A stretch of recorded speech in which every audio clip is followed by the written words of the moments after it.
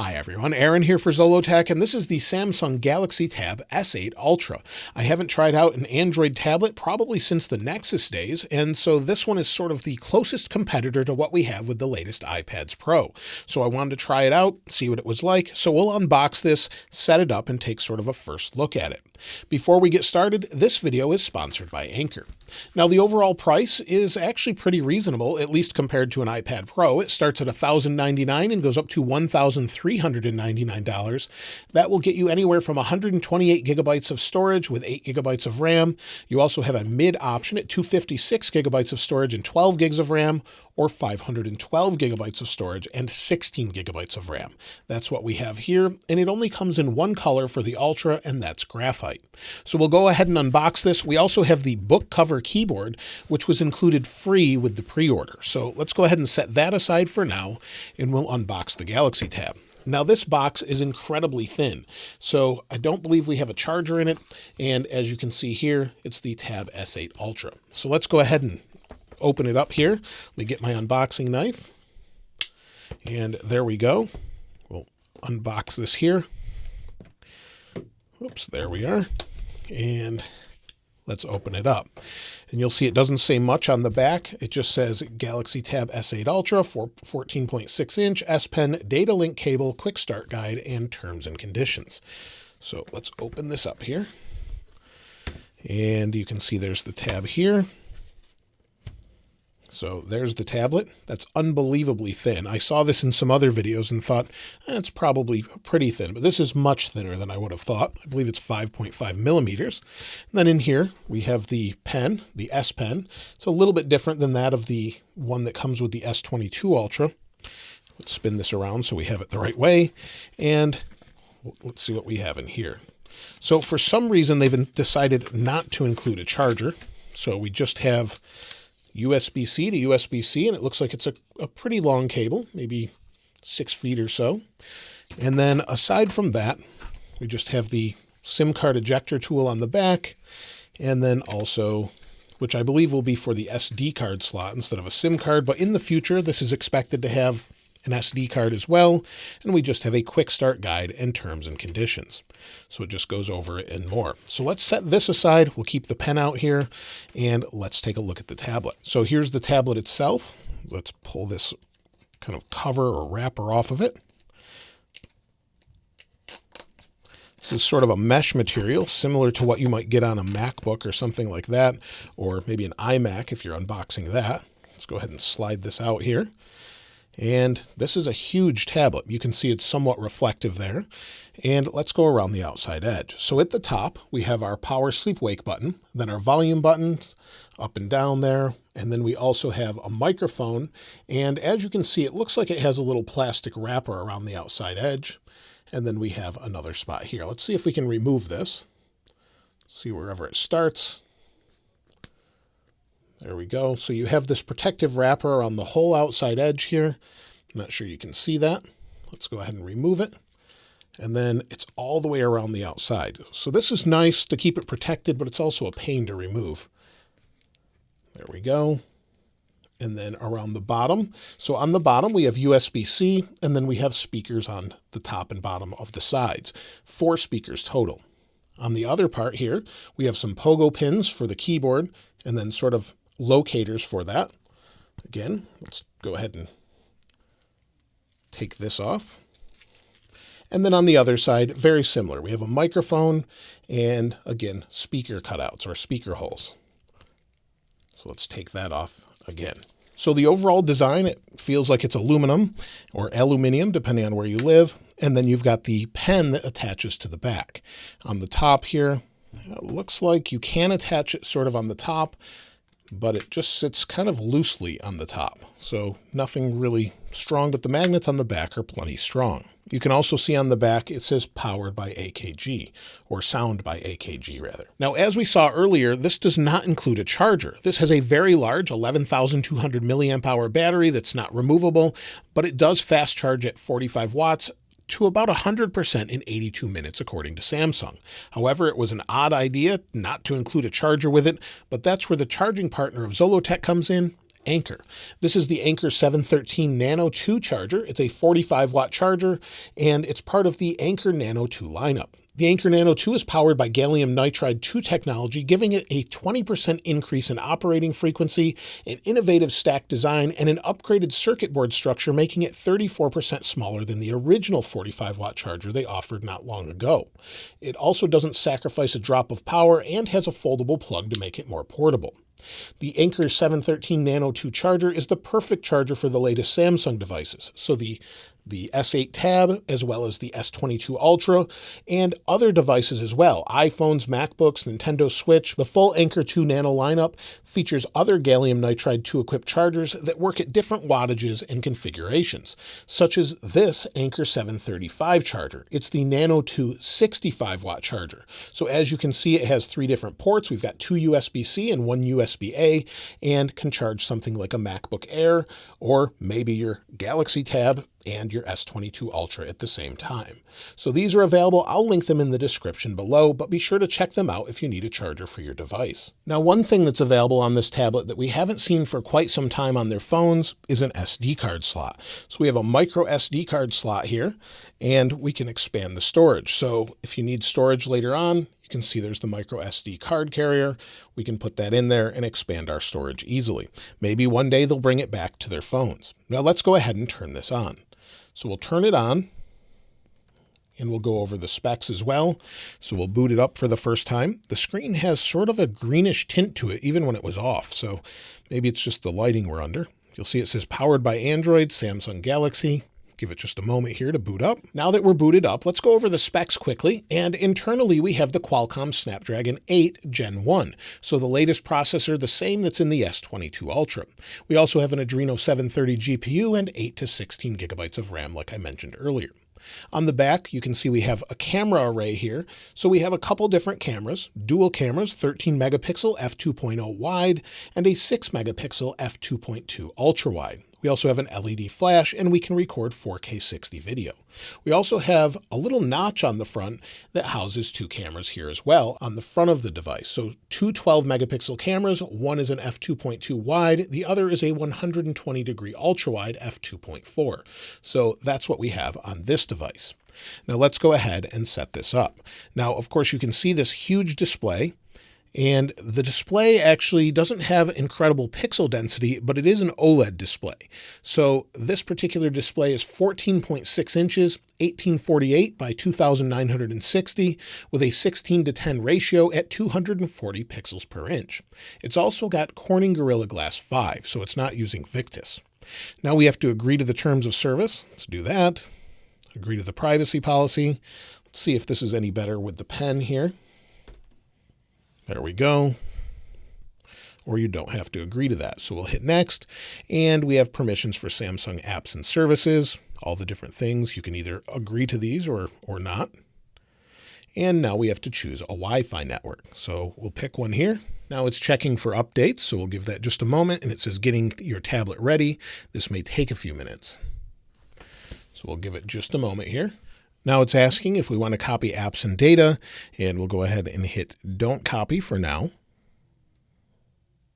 Now it's checking info. And I have to say that the off-axis viewing angle from here being behind this is not as good as I would hope, but it looks pretty good overall. It wants me to sign into Google now. Now it's asking me to protect your tablet, so we can use a fingerprint sensor that's actually under the display. So we'll do fingerprint, we'll hit continue. And we need to set up a pin or pattern first, so we'll set up a pin. And now we can scan the fingerprint sensor. So it's over to the right. It's where you'd naturally put your finger. So that should make it really nice in setting it up. You could do facial recognition, but it's not super secure on this tablet, and you just have the fingerprint sensor. So just continue setting it up here. There we go, and we'll hit next. So that was pretty simple, and it's asking if I want to use Google Assistant. We'll hit agree, access your assistant without unlocking the device. You can either agree or skip that, and it says getting your tablet ready. Now we're at the home screen, and as you can see, it looks very familiar. We've got our typical apps. We've got Netflix pre-installed. We've got different Microsoft apps installed, and we also have some Google apps installed like you would expect. As far as the overall version, let's go ahead and go into software and take a look at what we have here. So we'll go to About the Tablet and then Software. And as you can see, we have One UI version 4.1 and Android 12. So pretty much up to date with the S22 Ultra there. And of course, we have different apps here and more. So let's take a look at what we have for the display. We'll switch to dark mode here. So there we have dark mode. It's kind of reflective and it looks pretty good, but it is reflective. Of course, you've got that auto rotate there as well if you want that. And we'll just go back to light mode so you can probably see it better on this screen, but I'll use it in dark mode regularly. You see we've got the typical screen mode for vivid and natural. You can adjust that. And we also have motion smoothness. So we have a 120 Hertz display, and you'll see we can bring that down to 60 Hertz if we want to save some power, but we should get about 10 hours with this.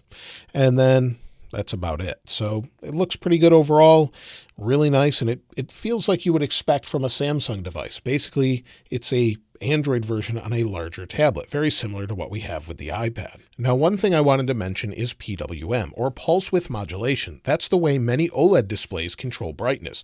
What they do is they actually flicker the display faster or slower. You can't see this with your eyes, but if the rate is slow enough, it can actually bother your eyes and bother a lot of people, about 1 in 10, including myself.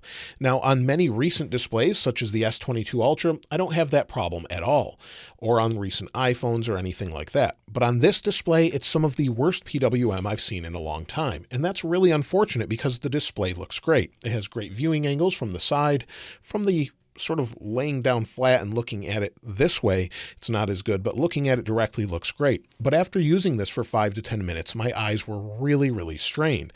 So it not only can cause eye strain, but cause you to feel nauseated or even give you headaches. And you may have already seen it flicker on this video. So just on a white background, you may see it flicker.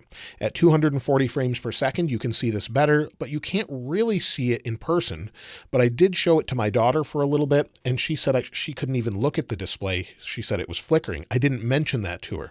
So this is something that means this display really has some bad PWM if you're sensitive to that. So keep that in mind. If you want to look at it, maybe go to a store, see if it works for you. Otherwise, you may want to avoid it because of that reason. However, using this for a little bit of time, these speakers are fantastic. So let me go to one of my videos so you can hear them. So I have the microphone tilted toward the tablet, and let's go ahead and hit play. This is one of my videos comparing the 13 Pro Max with the S21.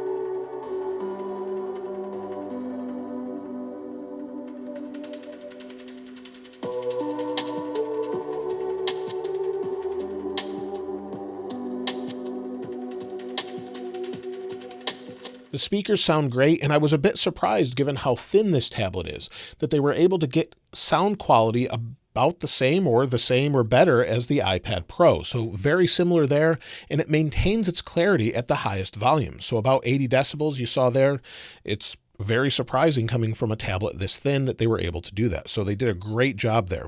Also, one thing that surprised me is we have haptic feedback. So we have a little vibration motor in here. So when you go to put in a password, you can actually feel the whole tablet move. So it's not direct under your finger, but you can feel the haptic feedback. Typically where I'm holding it in the back here, it seems to be on that side. So you can definitely feel that as I'm typing a password here or just going back, you can feel that through the display. So that's a really nice thing to have in a tablet. As far as the camera overall, let's go ahead and go into that, and you can see the camera here. So maybe you're on a call, maybe you're on Google Duo call or something like that. We've got the forward-facing camera. We can switch from 4.3 to 16.9, and then we also have some other options here as well. So we've got portrait, video. If we go to video, we've got full HD. We can switch to UHD, 30 frames per second, and let's hit record.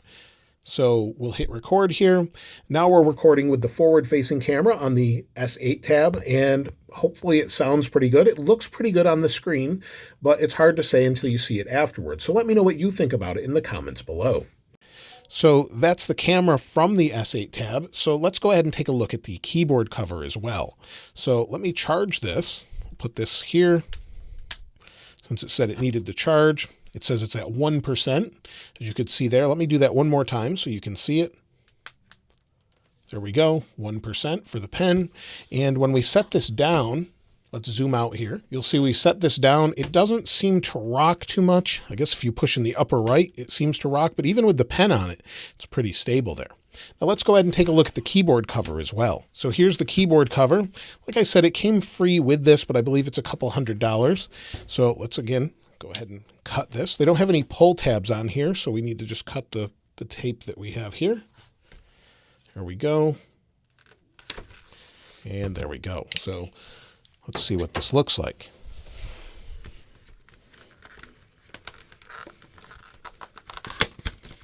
And we've got a little box inside the box, it looks like. Let's pull that out here. This feels like it's heavier than the tablet itself. So the keyboard cover, they're very similar. So you're almost doubling the weight or so if you're adding this. So here's the keyboard. It's got a piece of protective paper there. And let's see what we've got. So we've got two parts to this. I wasn't expecting that, but you have a keyboard case for the bottom. This looks like a typical Windows laptop keyboard or similar to a Mac layout as well in some ways. And then of course you've got the back cover that will hold the pen as well underneath. So you have sort of a protection there with a flap. So let's see what this looks like. So if we take this, flip it over, we'll put this on the back of it. So just like that, it's magnetic and has a little bit of a kickstand here. So you'll see this is a multiple adjustable kickstand. That's pretty nice. Holds well and then goes flat. So you'll see that. And then also the keyboard for the bottom should click right into place. So it clicks into place and now we've got a full keyboard and trackpad. So if we tip this back like this, you can see it. And you'll see it says Start Samsung DeX. You can use DeX on this if you'd like to. We'll hit cancel, and now we've got this keyboard with a mouse. So you've got your typical arrow key here, if you can see that. And then, of course, we've got our keyboard case. So maybe we'll go to Chrome here, go to Samsung.com. It loaded, and scrolling is nice and smooth with two-finger scrolling here. Looks really good. No problems there. Let's see if we can zoom in. We pinch to zoom. We don't have that functionality, but maybe we can go back, swiping from back or forth. We don't have any gestures that are preset up that way, but scrolling is very, very smooth. That looks great. And then of course we've got the keyboard. So if we go into, we can swipe up and go back maybe to home, close all, which is really nice. And let's go into a Notes app here if I can find one. So we'll go into the Notes app. I just didn't see the icon for some reason, but let's go ahead and click on this and we'll just use it like this. So we can say, hi, how are you today? And the keyboard sounds pretty good. Take a listen to this.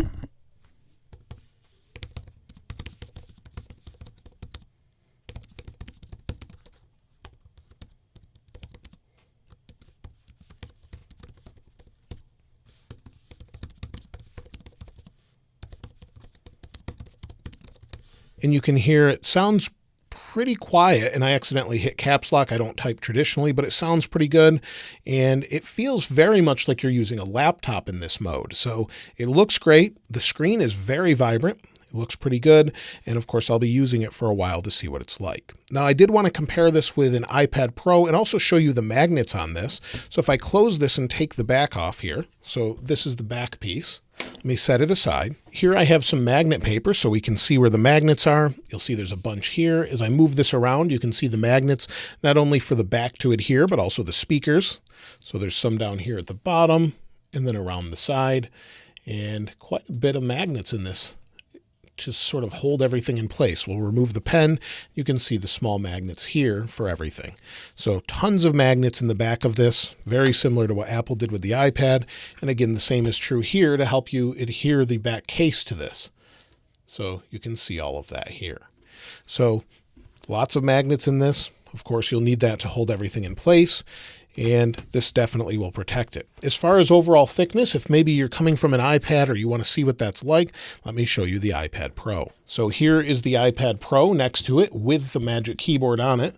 So you definitely can see the thickness difference here as far as the tablet itself, but the keyboard case makes it very, very close in size. It's definitely a little bit thinner as far as that goes, but it's very close and really isn't too much of a problem. As far as weight, they're both quite heavy with the keyboard cases on them. By themselves, they're fairly light. Again, for one more size comparison, here's the new S22 Ultra next to the S8 Tab. So it's almost double the thickness with the S22 Ultra than the S8 Tab. So incredibly thin. Hopefully it's durable and rigid and holds up well in durability tests. One thing I didn't mention is you can easily fold down the back of this case to get to the S Pen. So it's pretty easy. It just sticks on there like that. And if you need to get the S Pen, you can just unfold it. So it's a pretty nice tablet overall. Now, I'd love to hear what you think about it in the comments below. If you have an iPad, would this make you replace your iPad, or are you using one of these? I'd love to hear your opinion about it in the comments below. If you'd like to see a full review, let me know there as well. And of course, be sure to check out Anker if you need a charger for your new tablet, your iPhone, your S22 Ultra, or anything else. I'll link it in the description. If you'd like to get your hands on this wallpaper, I'll link them in the description like I normally do. And if you haven't subscribed already, please subscribe. And if you enjoyed the video, please give it a like. As always, thanks for watching. This is Aaron. I'll see you next time.